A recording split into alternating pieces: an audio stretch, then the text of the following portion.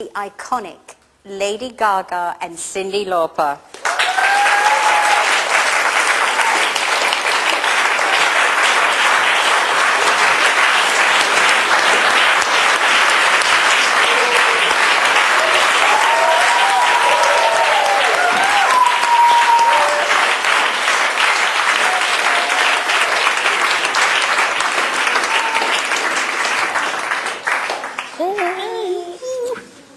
Look out for the hat. Of course.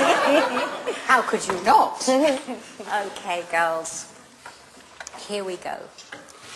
Ladies, as you know, we've all been brought here today to have an honest and open chat about HIV and AIDS.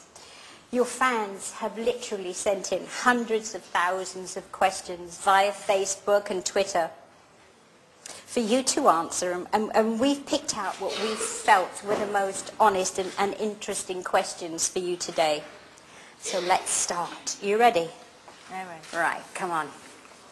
The first question comes from Anastasia Bate, and she would like to ask, what is your message to women around the world about sex? Who do you want? You want to go first? Wrap it up.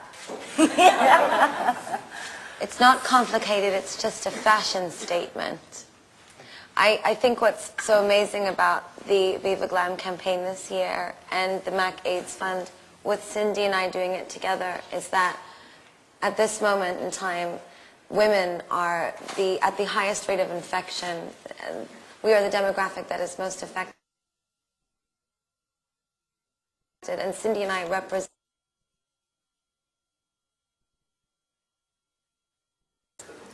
Ironically. Damn, I've missed it. It's true. The message that both of us can send everyone is also a message of sisterhood, which is alive and still very powerful. And the fact that lipstick is being used as a tool to spread the word, to me is exciting because of the symbolism. Because a woman will always buy a lipstick. A lipstick is one of the most bought items in makeup. That women will always buy a lipstick. My 90-year-old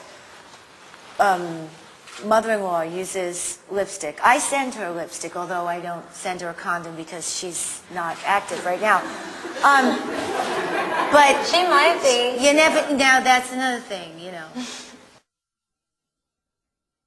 She might be. And if she was, I would say, Mom, use a condom. I think, too, what you're trying to say is that a lipstick is a symbol of your womanhood and a symbol of your strength and your inner confidence. And I know for both Cyndi and I that sort of inspiring our fans as much as we can to be whoever they want to be and to express themselves and to be confident in who they are, so that at that moment when they are in a moment of weakness and vulnerability in the bedroom and the condom negotiation begins, that a woman feels strong enough and secure enough in herself to say, I don't have unprotected sex, I practice safe sex, or not at all. And don't you think, too, it's about learning to love yourself, that you consider yourself too precious for that, you know? You love yourself. People have to do that more to say. And a lot of us are fortunate enough to live in a society and a culture where that is possible.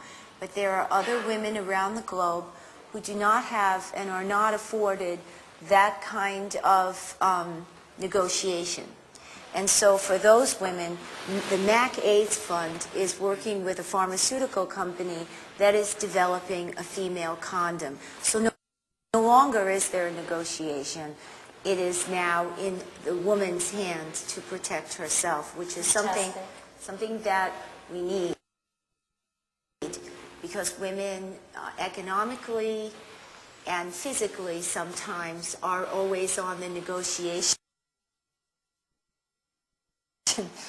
side of the table. And I'm thrilled to be part of this campaign, knowing that the 50 pounds are going to, yeah, I gotta switch up that thing, you know? Okay. To the whole the whole amount goes to the MAC AIDS Fund, which is serving the highest hits area first, which is Africa, parts of Africa, the Caribbean, and unfortunately the Bronx, New York, and Washington, D.C. But Washington, D.C. is on par with parts of Africa, which is shocking.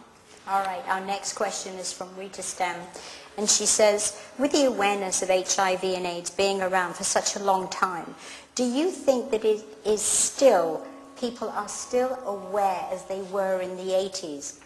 No. What do you think? Absolutely not. The statistics in the UK alone are that 72% of sexually active women in the United Kingdom have never been tested for HIV. That's 3/4 of the women in this country.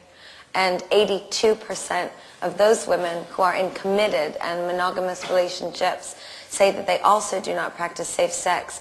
But I think it's important to remember that, and we read about it every day, and it's unfortunate, but some people in marriage, in committed long-term monogamous relationships are not faithful. And it's important to continue to get tested with your partner and to be open in communication about sex. And also, I'm single, and I make the choice to be single because, quite honestly, on the road, I can't get to know anybody. I'm in a different city every day.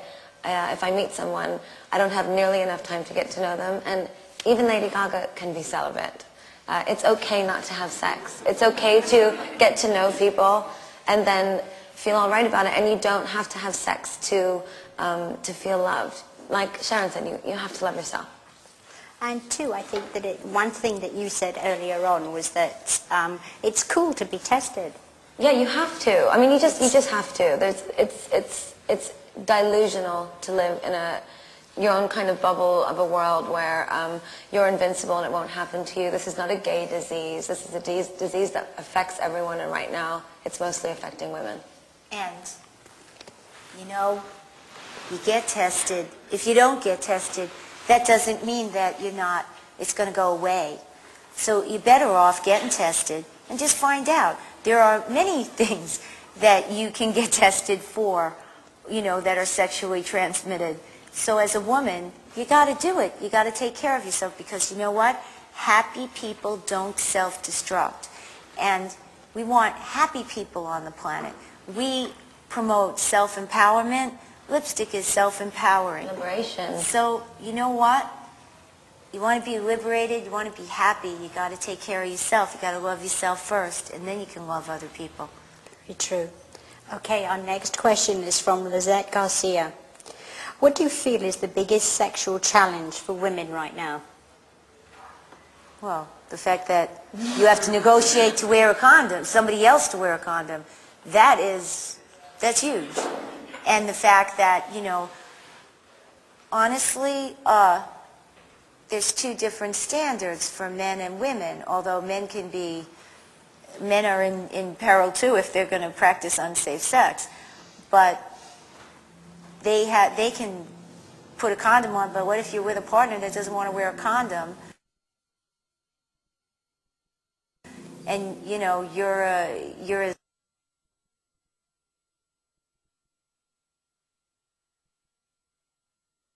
smack you.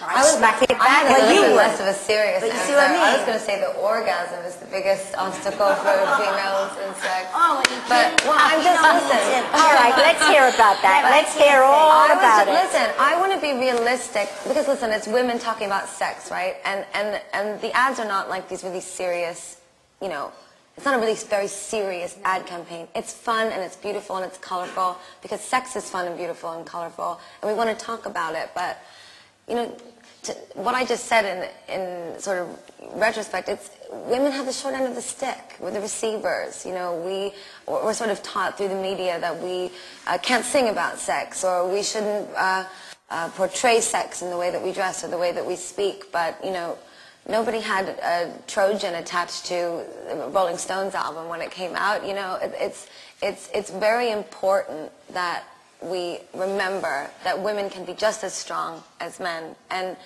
if a woman were to feel confident enough in herself and identify herself as a sexual being, that when decisions come